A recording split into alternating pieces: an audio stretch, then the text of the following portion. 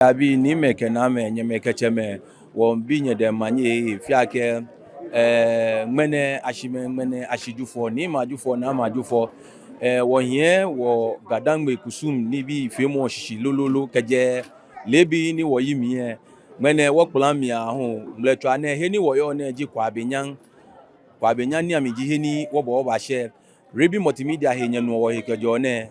eji anokwale akekeji ota okoni okwe gadangbe kusum papa kegbeja no to kwa ja okwe ne station ne dani obana le ojogba o fa ne no wa kwe ne like mo no share ko no nyeme konkomele hu aneko na mekwe mletwa ne wo nyemi no ekomi demo wo mase wo na ke le hu lumoni wo wa bi legbe koni echon wo ni eje ni ibabie ne ke egbeja no to ebie ne nche ha manye kwa ajeche ofele ni iblanye fe yo o fa ne mletwa ne miniji no ni poteni wo fio ebie bia ne ojogba no ni poten kenklen ngbeji ni afutu afragaja niji kenklen mo jobuwe mankralo ni jobuwe mankralo ni no ni poten na afio ye bieji ke matishpon aya kusum poten na achon ye bie ke nai fa igmape aye kusum krede koni no achun ebie no ke nyamba bie mwene no ji kusum poteni mwene afio yebie yo wonake ajaku kusum femo shishilolo wo ba bia ke mini jino ni chin kusum na ninu hani ajaku shi kusum ne poten ajonshi blofo ba ke 6 pm nakan mletwa akejio shishi eja ke neken kusum femo ne komiami aje ni ahan neken bejanoto no nakan biami ajio shishi shije ni ekule mekome oyawa hekobi ne amefia me no ni mukun yawa hekobi na afia me no wo be ne sho bi ene no je ina alo inye macho ona inkaba komiami aje ni atu nakan bi yo wo ba dabo shi miniji o she wimu alonga wo wimu no ko ba ha akenu wa boti homowo afile mi miniji she wimu no ko ha gadangbe bi ke gadangbe youth fe yo ishe wimu ke nga wimu ko mi ke imi she wimu ko meji Kwabenya mi bagbla pi mene wona ke majacheme enyu fe amachaya ni ameke ame awu neke kusum fe monim mi moni yo njeshia nifio majache mashia ye Kwabenya niji nifu jobu no inye mi poten ni neke ekume fe mone bano no enwona wa ake neke ekume fe mu ebano agbene ishe yemu ni inyo Kwabenya bi ke gamefe nji ekume fe mu no mi ewale yo makpa gantete fe fa ake wan ekume fe mu ahi wote isumo ahi wote ke ekume fe mu ye wote mokunye ichomi ehawo shika ekume fe mu be wote mpe ni taflache ona ni aboti wote ni abafito wote meneke neke min pa gantete fe fa wan ekume fe mu woka fe neke wo fe neke to fe neke abachomi ko fe neke mokunye ichomi no makpa mo fe mu fa ni ekume fe mu aba wote yo wo ba dabo shi ojogba wokebu egbe nyen yo adon yo ablade abi ni meke na me lololo wo ye ni femo shi ni wonake ehwefiu npe ni abayimi no alo kusum edenche ni abafemo ebajanshi woke wo ye kusum lololo wo wondanye shi nya ba nu wo he keto mukunkuru no nya radon yo gadangbe bi fe won pe nya wa tu kemba Kwabenya ni ami lololo wonake wo himeji amesa me hefefe ji na mba trashe bi ene wo ba bia me ekome amegbe ke he ni ameje ejake wole ake manfe ma glomo ekome lupe jino na atoje meshi ameye ba fa baba wo bi wo ba bia me amegbe ke he ni ameje nche ha manye jura bravo chata o wani nwa hie o fane wa chomi no mu okusubi niji kenklemo niji okusubi ade romo ai ka no blo aklama okushikosh jerima gosho okusubi ade romo jimi mene kole romo efon ni alo hanu na alo la ke dafi ke adun ma afan ma jufo ke ha aso na afo mi so na aso dada no Gamashie ngene bitintu ne jufo na atwa kusu e Kwabenya na fonfo ni wo ba wo no mu fon ni wo no ha no wa hye edan bo ami ngene jufo ne yo ofane wo ba bia ke miniji hye wimu no ko ba ha gadangbe lahi ke yi fe ni ayaboti afi no ni pe mayeji kafra wo sebi aye ma so shika ayo ni gadangbe bia ne won laje won fiti wa kusu nsumoji wo fe kombe no ni ba fe ha mo kan agbanyi mo akura ahwe sunu kan afi onogbo kagbu na ko ni kafra wo sebi ka wo fe komi o gadangbe ba fe e ba ye mu mene je okwo mene fe ne kana no fe etu ndoko min solima mo fe amake wo fe kun aka afi alogwa na wo fe to bonu wo tashi ne ni afi alogwa na wo ni bi ni wo la ke atu okusen Kwabenya no fe wo tashi ne afi fe afi ke eminsane shimo wo so la ke no ni ba fe ho kana gbanyu akra ahwe ke che wa chemi maya no mo ayawa so chemi ne tukusun maya mi hu cha mi ho ba to bonu ngere ni kole ro mo che wo ne no ho ba ne na kanoko fun fe kombe ke meni mesho onupa ye wose na memba pako abatrashi na cho yan afi noko nonu wo wi one ekobe fe on pe wota wo lo fe na fe o maye ke wo jipo ko wo te shika ayi wo puti shosho shika na wonye me ama me fowo to wo fe noko de hin potete amekeke wo no fe na fe maye ko ni shi ajo ni mula kun twa no ma na wo fe yo wo ba danu mo shi ojogba mo ni che no le hun wo kele ba na wi mo fi oku weke woni bimo eba na gbe nche hamani John Blavo shambi o fe mo jogba iku ke ho fe ojogba o fe mo jogba e se bebe yo o fa no gbe ke he ni popo acho mi no mo ko fi che wa mahia acho mi no mo ko fi che wa the fourth mahia wulobo wo akwa mahia lo Gamashie wa ko wa mahia o fa ne o ba nyo kula kusu mi fi no ni wo ba fe mo ke awo kusu ke peji esike sha fi fa acho kusu ye shian ne je Kwabenya shian wulu ne mi Kwabenya shian wulu ne ko ba onye yomo je na ko lese no ka ba bie akashin kusu bejana to ele wo fe ko me wo gan wo ji nkan wulo mo ji fe wo fe wo ye ka wulo mo fe wo fe ko me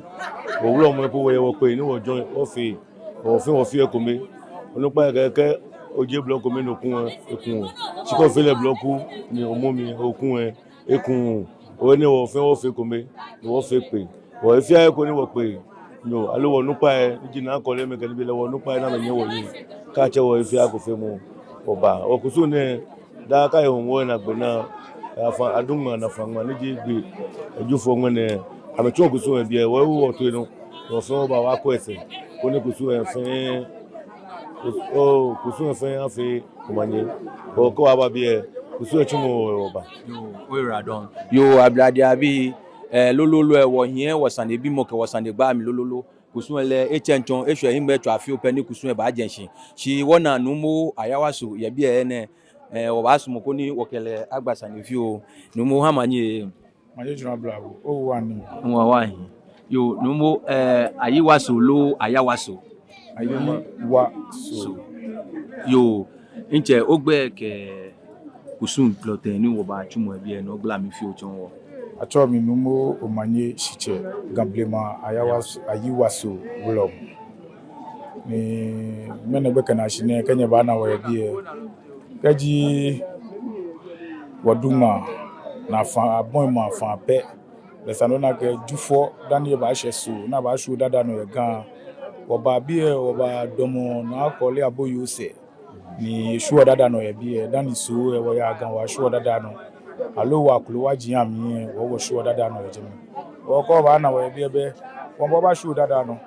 wo gbelegbe an gan blade abi ko de abi fin ke ma ke boy na me bato wona mo ame na gbe na mo ame fe hu yo oba danu mo shi akeni wona ke cheme ekume ngbomo wode na mbashe bi ene ke kusun efe mo oba fu wosane bi mo no da kunu wo pe amawa wa tu keba bi ene gadangbe bi fe to mo boni wo chon ye wo wi lele boni cheme sa me he ke wonyeme sa me he ehane bi efe 4 pan wona ke kusun ni wokasio alo wo gadangbe kusun ya no pepepe ni e ba ya no jogba nye ba nu wo ilololo Reeby multimedia he no ke ye nye radon yo gadangbe bi fe won pe nya wa tu kemba Kwabenya ni ami afilele ke ayi ni moko na kumoko na nese engo na kanon jiboni eyole abloti fe na kan jiboni afiole incho ba che ogbe ke position ni oyoye manemi Mbeji ni ablade amisa tete Kwabenya musuku manche isabi enumo jimi ni meji ni ahene kwashi niji Kwabenya weku tuwe ebinu ye Kwabenya ne inche ofane bo ba han Achomi ni ayi jakutaki minji weku na dumuge yuemo keno feno ke twalida cancel ehun ke bale wobrefo yuemo minji mo ni dumo na ke agbene odanto fe minji weku fe enupa minji ame skatolo yo wabada cheme shi odugba inche kenkle musuku ni musuku brother alo enyemi nujibo wabia ke mine wo nyema fa eke odada fi mo fe ya fi ogbukometo boni cheme je ato ne ke gbeja no to ne nokuba be me ni ato ma gbeja no to we kaga odada ilie ya fi ekombe ni ke bale ne ke shogbe ni ke onupa ke bagbe pamo anya kun bi enu awo mi na fi oga no ya onupa e fe jo bi na me ya ga na ya wa na to na kan gbeja no to we chi ho adromo afine bi ane ma eda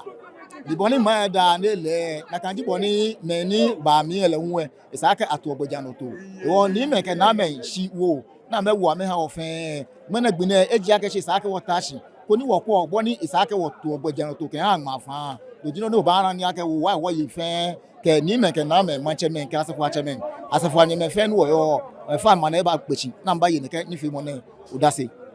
yo kaji wo akwe won na maji cheme alo kusun fi lo kunkume ni diamant kunkun no ni ameba bi ne minish la moji no ni yo nye kamete wona ke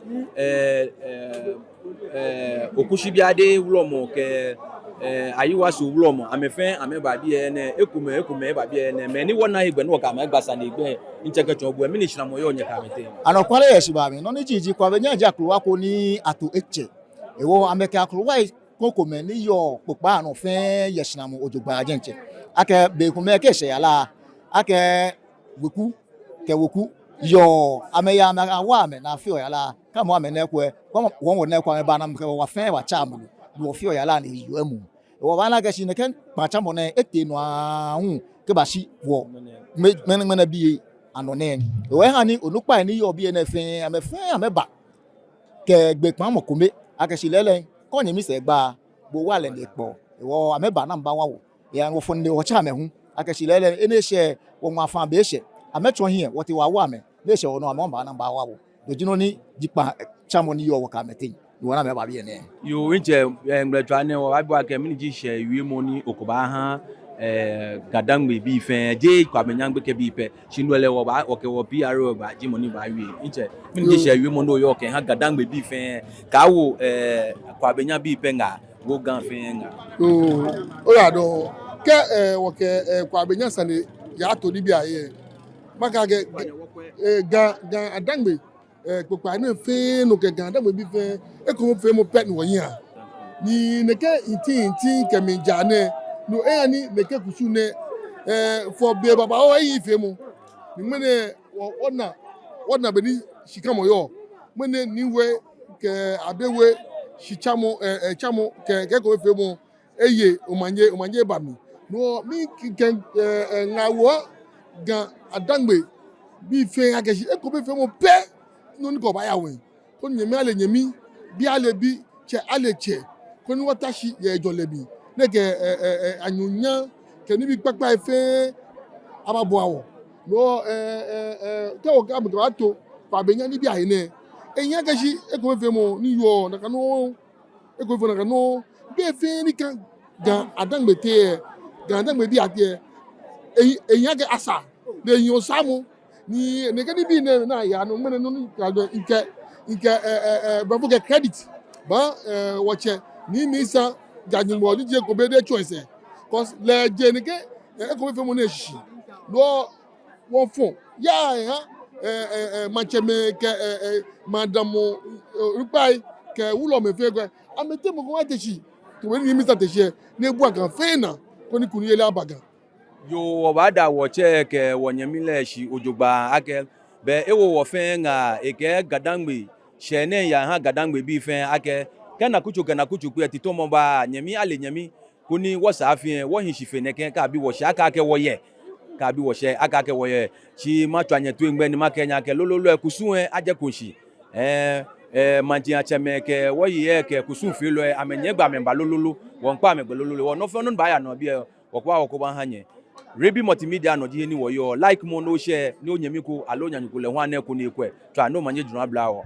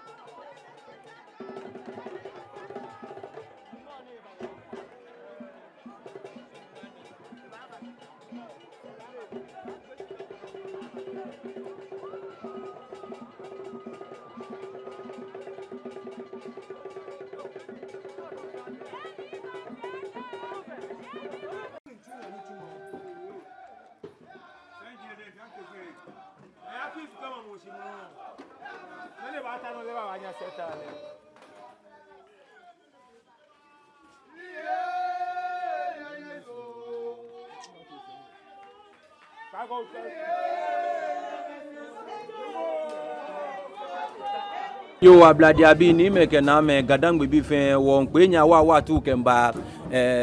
Kwabenya ni ami eku nwene mletwa ne wonake shi ejomle kwen mo fe mo eyafa egma ojugba ni nwene Kwabenya bi hu ke amegma fa ibanagbe na mesho dada no fefo ni nwene woba kwe woni atupai ibashe manemi ene hewo woba sumoko ni ikenga afioko ahawo ke ha woba bote afi hiemi bonafe kuni wakachose wohi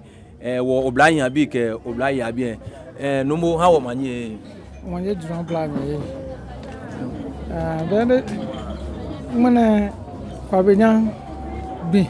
na ke bele man o femona nakai ni mane oba Odadao e Kwabenya bele makoe gan bi agbaji gan dana ajin shoyigbe shi biane Kwabenya jo Kwabenya fe kome ni bepi hu keteto mo ba sa mo ba be kuma ba ko le shi ole pa ko ka logo han dan na ke anu kwale ye de kan biani biana no Kwabenya fe 20 something years na bianto na Kwabenya du ma e kombe ame fan ma kombe ame Odadao e kombe nwa jo mo fiamu ni Kwabenya na menya me ka me cheshi na menya me fe na kan ene sande ba we gan popa no fe gan dangbegbe fe sani wonye wo fe na kan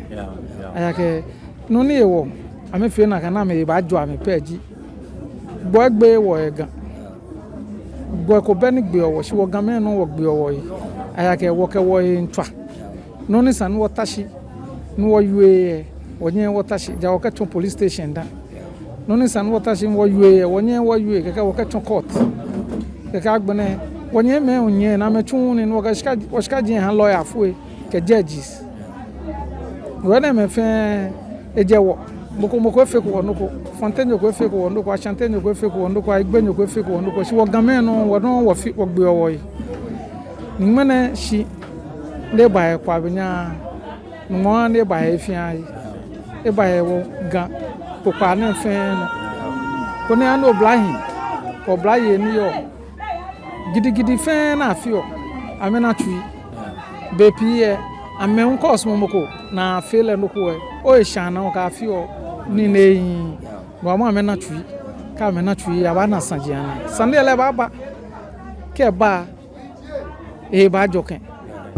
ke sande be ba jo no me fa amena tui pe ni Kwabenya bi na fe na gan ba jo ni ganjo age wasafi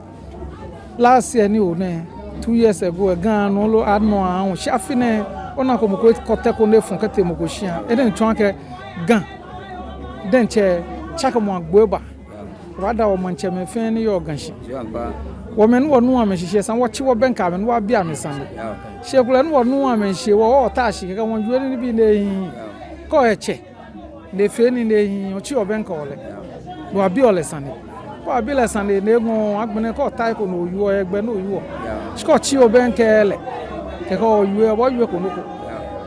won mo wo fe wo blahin wo ma mi fe wo na tui gan wo ke onu paton because ko abile san ne e ba chombo ninu e fi onu ko ke bo be ke bo ngo ka nu mo mu mi na le ne ke ne won mo an wo game o blahin fe wo tishi wo fe ko me ake gan jina ni na mo wo be gold wo be loko si wo yin spon ni beni won be gbo ye woni wana ganshia jin ganshipon jin na no e ke mo ko ma wo lokete ake bo aka pay rent wa boy mi 20 years be won no keke be la mo e feshka shinumani ene me fe e o ya aja ke bianton ne gan e ba hin gan ko mama papa bu ko mama papa bu muluwa ya mi si nunu ha ko ake gan ko mama papa na ebu e ke ejo ni jele mi ejo le jabore ncho tawudan gamen ka tawo na bo won fe ne no blind fe e ko ame mama ebu ko ni che e ajole age che jomoji